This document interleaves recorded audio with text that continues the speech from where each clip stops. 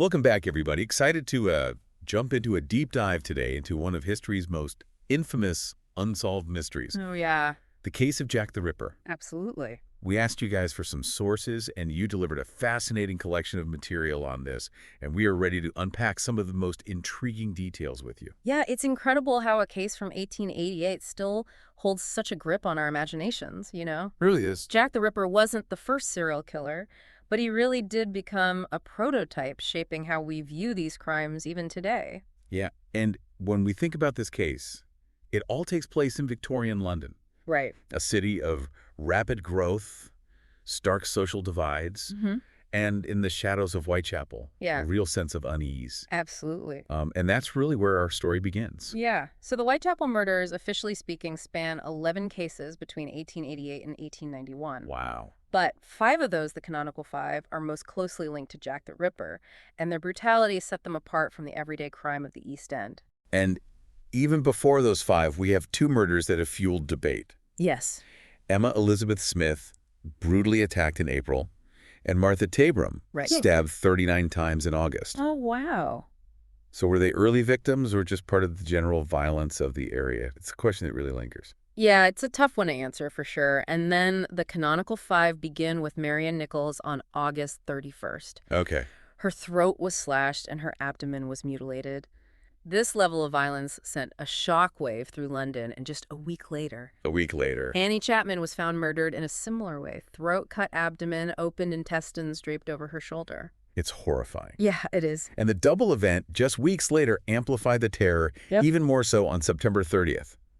Elizabeth Stride was found with her throat slashed, Right. but less mutilation. So some believe that the killer was interrupted, Possibly. because only 44 minutes later, Catherine Eddowes was found with even more extensive mutilations. Oh, wow. Facial slashes, disembowelment, and missing organs. Yeah, the double event is crucial because it shows the killer's confidence and energy with 2 murders in such a short time frame. Right. It's also with Eddowes that we get the Golston Street graffito, Right. a message scrawled near a piece of her apron, Yeah. implicating the Jews, highlighting those social tensions of the time, Oh, wow. even if we don't know if the killer wrote it. Right. And this case became a media sensation. Oh, yeah. The police were under immense pressure, newspapers were tuning out headlines, Right. and Londoners were terrified. Absolutely. And the Whitechapel Vigilance Committee even formed, Wow. citizens frustrated with the police trying to find answers themselves. Yeah, imagine that. No forensics, no understanding of serial killers as we know them, and this blanket of fear over the city. But in this chaos, Dr. Thomas Bond compiled the first known profile of a serial killer. He focused on psychology, suggesting the killer was solitary, prone to homicidal and sexual mania. Wow. Insightful for the time, Yeah. and even accurate by today's standard. So we have these gruesome murders, limited investigative tools, a terrified public, and then after Mary Jane Kelly, the 5th of the canonical 5, is found murdered with even more horrific injuries, the killings just stopped. Yeah. It's as sudden and mysterious as it began. It is unsettling, isn't it? Did the killer die, flee? Was he institutionalized? We just don't know. And that unanswered question, coupled with the brutality, is what has kept the Ripper case alive for over a century. Which leads us to the question that everyone wants answered: who was Jack the Ripper? Yeah, hundreds of suspects were investigated, but the trail went cold. The surviving police records are incomplete, leaving us with just a few names that continue to be debated. So let's start with Aaron Kosminski, Yeah. a Polish immigrant living in Whitechapel who suffered from severe mental illness. He was eventually committed to an asylum and has been a prime suspect for a long time. Right, and there has been controversial DNA evidence linking him to a shawl found at a crime scene. Okay. But the science behind it is highly contested, and many experts remain skeptical. It really highlights the challenges of using modern techniques on historical evidence. It feels like every few years someone claims to have cracked the case, but the reality is we may never know for sure. Yeah, that's part of what makes this deep dive so intriguing, isn't it? The mystery forces us to grapple with the brutality of the crimes, the limitations of our knowledge, and that human desire to find answers even in the face of the unknowable. So alongside the brutality and the mystery, we have these letters. Yes. Thousands sent to the police and newspapers, some claiming to be from the killer himself. Most were considered hoaxes, of course, but a few stand out, like the Dear Boss letter. It's where the name Jack the Ripper first appears. And it contains that chilling line, "Clip the lady's ears off," which was eerily fulfilled with Catherine Eddowes just days later. Exactly. Then there's the Saucy Jackie postcard, which is sent before news of the double event was public. Wow. And the most disturbing of all, the From Hell letter, it contained a piece of a human kidney, possibly from one of the victims. These letters, authentic or not, contributed to the Ripper's growing legend. They created a persona, a voice that fueled public imagination and terror. And we can't underestimate the media's role in all of this. They amplified the fear, sensationalized the crimes, and helped create the myth of Jack the Ripper. But they also, perhaps unintentionally, shone a light on the poverty and social ills plaguing the East End. It's a complicated legacy. You have this brutal killer who was never caught. His identity is still a mystery. Right. But you also have a case that exposed social injustices and spurred change. It's a reminder that even the darkest moments can have unintended consequences, sometimes for the better. But beyond the social change, the case pushed investigators to think differently about criminal behavior. The idea of a serial killer was still relatively new. Right. Dr. Bond's profile was a groundbreaking attempt to understand the mind of a serial killer. It was the beginning of criminal profiling as we know it today. It's remarkable that something so horrific could lead to advancements in criminal justice. It shows that even in darkness there can be progress, a push to better understand the human condition, both its light and its shadow. Speaking of understanding, this case brings up a fascinating point. Okay. Is it the identity of Jack the Ripper that continues to fascinate us? Right. Or is it something more profound? What do you mean? Well, is it the glimpse into the dark underbelly of Victorian society that draws us in? Is it the enduring power of unanswered questions? Or perhaps even a morbid curiosity about the nature of evil itself? It's worth considering what this enduring fascination says about us. Those are some pretty big questions, but before we delve too deeply into those existential ponderings, we have more suspects to discuss. Yes, the list of potential culprits is long, and each one offers a unique perspective on the case and the era. We'll dive back into those suspects and explore their stories in more detail after a quick break. Stay with us, deep divers. This mystery is far from over. Welcome back to our deep dive into the mystery of Jack the Ripper. Before we got sidetracked by the bigger questions surrounding the case, we were discussing the suspects. Right, and we've already talked about Aaron Kosminski and that controversial DNA evidence. Yeah. But there are plenty of other names on the list, each with their own intriguing story. Absolutely. Let's move on to Montague. John Druitt, a barrister and school teacher. Yeah. His story is a tragic one. Druitt disappeared shortly after that final canonical murder, and his body was later found in the Thames. So potential suicide, was he driven by guilt? That certainly adds a layer of intrigue. Yeah, the timing of his disappearance, coupled with reports of mental instability, led some to believe he might have taken his own life out of remorse, but there's no direct evidence linking him to the crimes. No witnesses, no physical evidence, nothing concrete. But the timing is so suspicious. Is that alone enough to make him a viable suspect? Or are we just grasping at straws here? It's a question that has plagued Ripper researchers for decades without solid evidence. Druitt's inclusion on the suspect list remains based on circumstantial evidence and speculation. It highlights the difficulty of definitively proving anything in a case this old. Okay, so Druitt remains a possibility, but maybe not the most convincing one. Who else is in the lineup? Next, we have Michael Ostrog, a Russian doctor and former convict.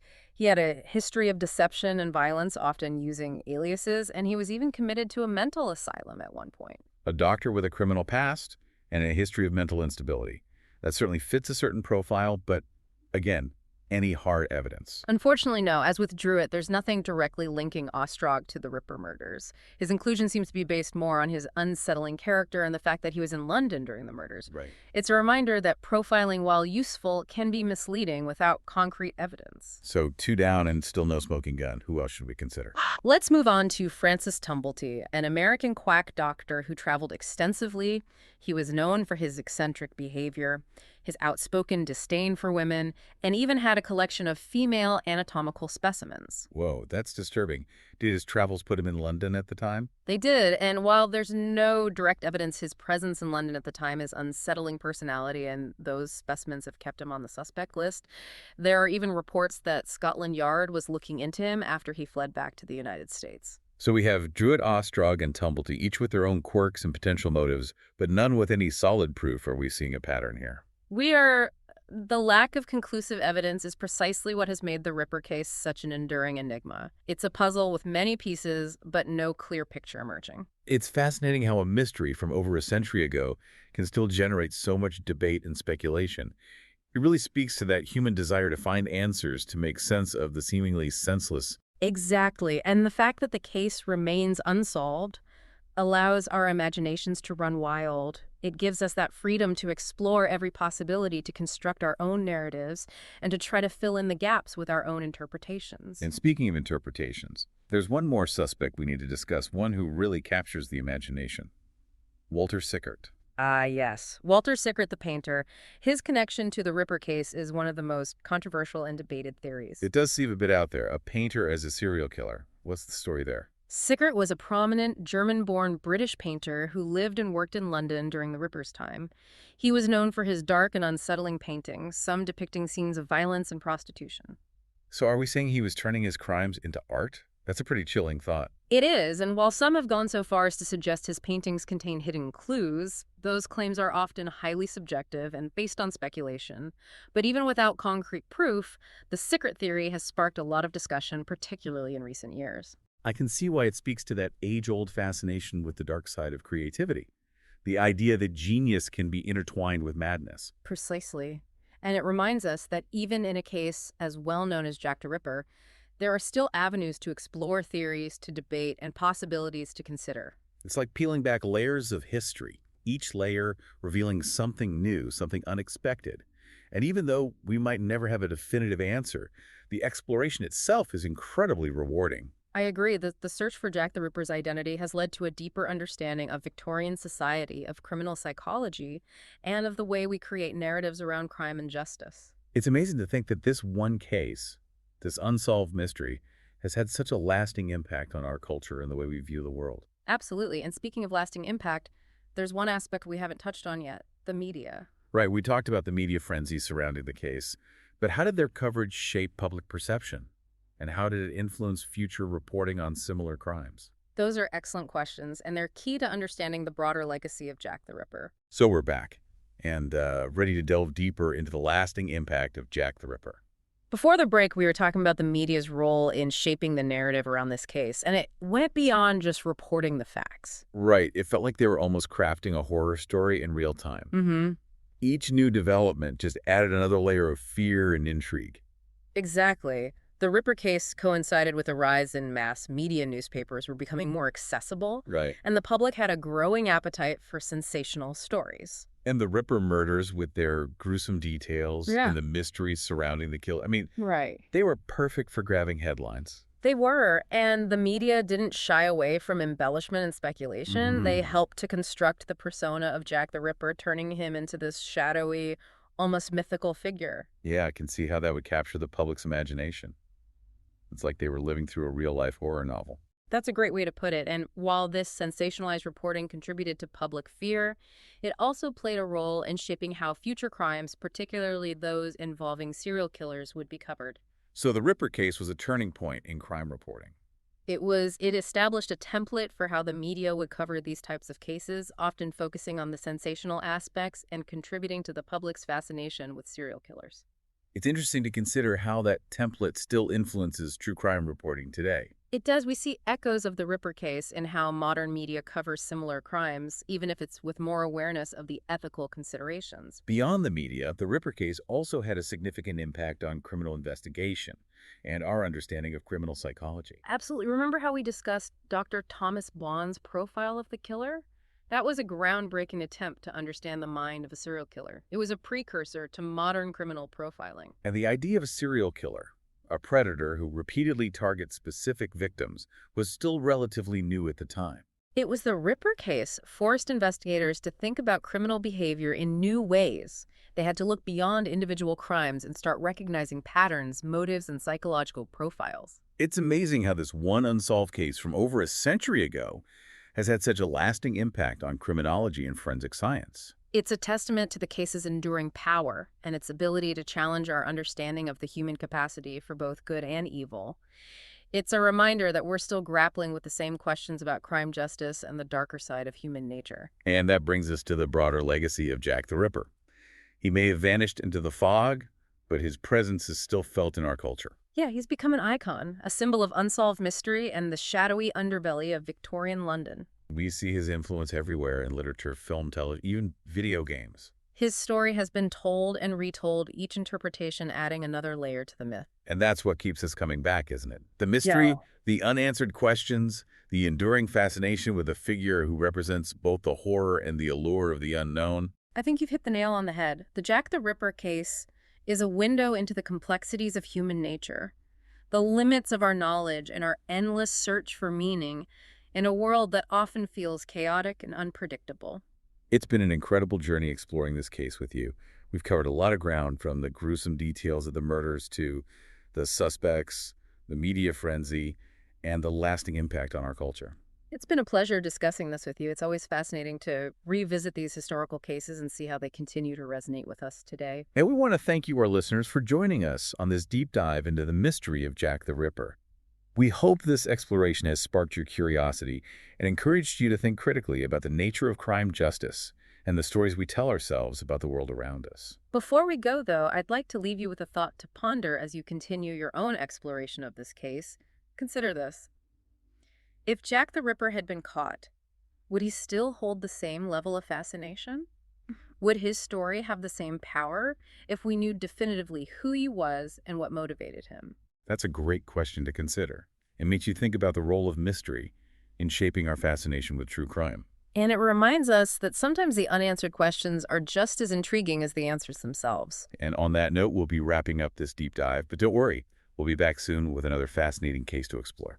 Next time, we'll be taking a look at the murder of John Price, another unsolved case from Victorian London. We'll be examining the similarities and differences between these two cases and considering how they reflect the anxieties and social issues of the time. It promises to be another captivating journey into the past. Until then, keep exploring, keep questioning, and keep those curious minds engaged. And as always, we'd love to hear your thoughts. What aspects of the Jack the Ripper case stood out to you? What theories do you find most compelling? Share your insights with us, and let's continue the conversation. Thank you for joining us on the deep dive. Until next time, farewell.